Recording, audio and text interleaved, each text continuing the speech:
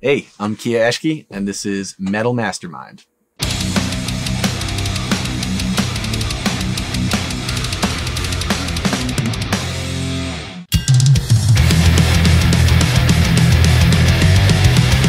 I definitely have different approaches based on genre, but as a general rule, a lot of the times, I like it when my overheads sound like a drum set. A lot of producers are different, recordists. Some people like their overheads to really be basically cymbal mics, which is totally valid. I have a affinity for when the overheads themselves sound like a pretty full fidelity drum kit, and then when you're adding in your close mics, they just give you that sort of bigness or closeness if you desire it. Whereas some people approach it backwards, right? Like they get their kick and their snare really solid, and then their overheads fill in the cymbals. There are times where I find that appropriate, but most of the time I like to go for the picture of a kit and then add in close mics. That's me, and it also comes from a sort of old school style because I've worked with a lot of the producers that trained me. They were old school type of people, and they were very specific about drums. One thing I really like when I'm doing that is to use the Glyn Johns method or Recorder Man, where you have the overheads don't necessarily need to be exactly symmetrical. You'll have one overhead that's more about picking up the floor tom and the ride, and one overhead that's picking up the snare, basically. But they're both kind of pointed at the snare, but one's kind of like getting a little bit of tom ring and a little bit of ride cymbal, and the other one's getting like a little bit of hi-hat and a little bit of snare. But you still pan them left and right, but it's pretty classic, you know, the Beatles and Led Zeppelin and all that. And we're always chasing those classic drum sounds, and you know, we never get close, but we always dream, and it's a fun thing to chase your whole life. And I'll say that, you know, when I was working with Hirsch, who's one of the best recordists I've ever worked with, and you know, he was the producer who did Lenny Kravitz, and he's worked with Lionel, Richie, and Michael Jackson. He's got a bunch of #1s on his wall. I always paid attention to the way he did things, and he said himself, I have been chasing the sounds of, you know, Led Zeppelin's John Bonham and the Rolling Stones and all these Pink Floyd and all these drum sounds my whole life, and I've never even got close. And I know for a fact that he's unbelievable. You know, that's a very humble thing to say. But I believe him because I know what it's like to enjoy something your whole life and to chase it. And he enjoys chasing it, and, you know, so do I. And it's like, you know, sometimes it's like you need that thing. That's this amazing thing that you're going for, that maybe you're not close to, but you're going for that.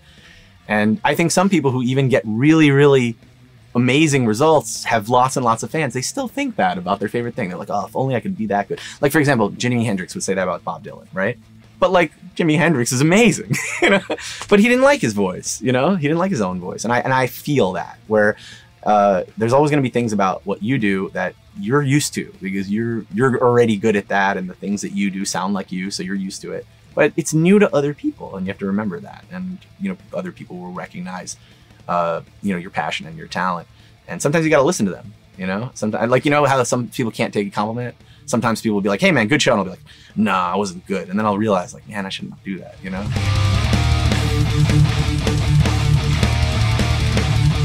When I first learned about the depth that you can go into with drum tuning, I was literally floored. I was working a session with Bob Hoag, and he was going to play the drums, tune the drums, record the drums, and I was going to assist him. And I figured, okay, I'm going to learn how to record drums.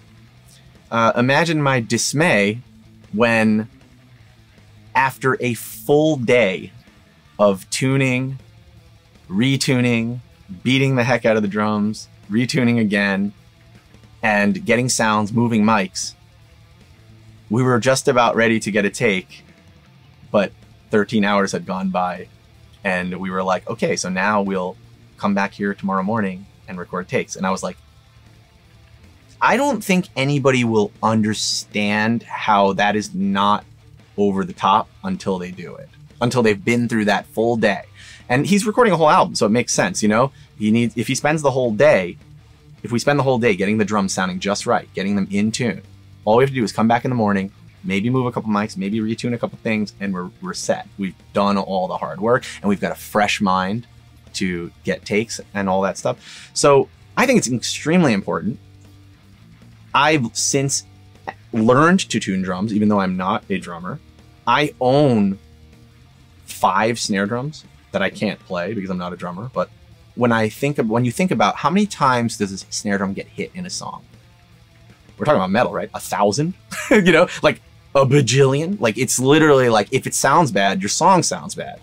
There's not really a way around it. So Bob Hoag did help me realize how much work goes in, but I knew drums were important before then, right? It was just, how do you achieve it? How do you accomplish the sound, the full fidelity sound? And everyone knows that drums are one of the hardest things to record. And beyond things like mics and beyond things like phase, which are incredibly important, preamp gain, incredibly important, it just doesn't matter that much if your drums are out of tune. You could have in-phase out-of-tune drums, you can have well-recorded out-of-tune drums, and they're gonna be really, really good capture of bad-sounding drums. So it's super important. You know, I use Bob Hoag as an example, but also when I was trained by both Henry Hirsch and Andrew Schneider, who's a really great metal producer, there was a lot of emphasis put on dampening, tuning, placement of the drums in the room, how hard the drum's being hit, how out of tune is the snare now that it's been hit for 3 takes. And you got to compare. You got to like listen back to the first take, listen back to the third take and say, can I comp these two? You know? And if you can't, you got to retune the snare. Nobody wants to put in the effort. And it's way too common for drummers to not know how to tune their instrument. So don't be that guy. I'm always going to call somebody there to take care of the drums. And you're my first choice of coming down to the session to tune and, you know, just make sure that all those loose ends with the drum heads, with the lugs, with the positions and the overall sound of the drums in the room, that there's someone supervising that. I think it's super important.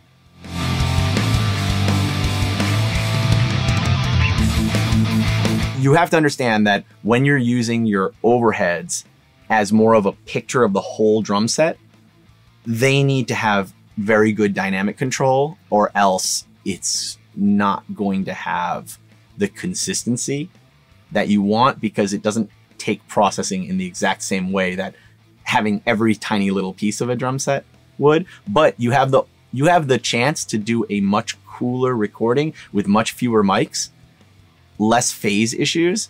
And I think when fewer mics combine in more pleasing ways, it can actually be a bigger sound a lot of the time than many, many mics with a lot of potential phase issues. I'm not saying that close micing everything is a bad thing. I'm just saying that, you know, if you can get the sound right with fewer mics, a lot of times it leads to a much, much smoother mix and you getting the sound that is much closer to what you want finished from the recording.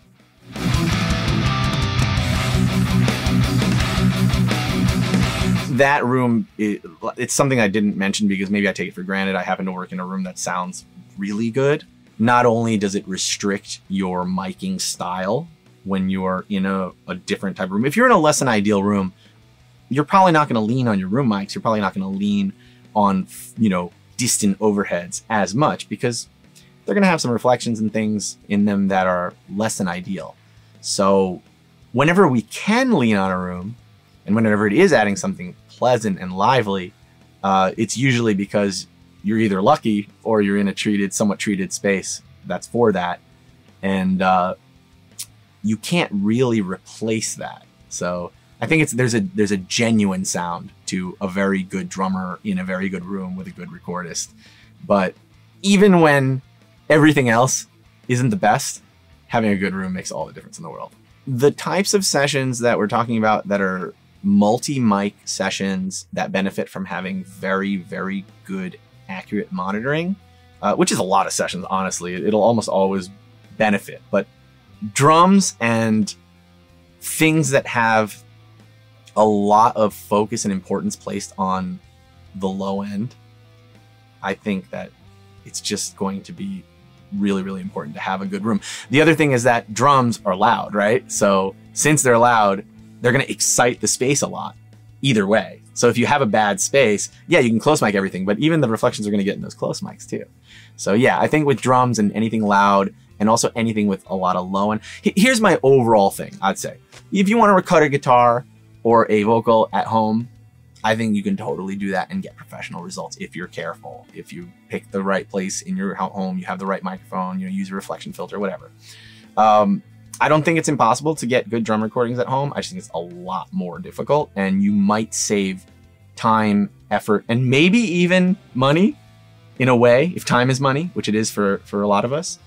Not everyone has the luxury, but I think once you get into the habit of booking a room, maybe with an assistant or an engineer, and it might be tough. It might be like, oh man, that's a few $100s out of our budget, but I think you'll be chasing your tail a lot less in the mix. And I mean, that's what it's about.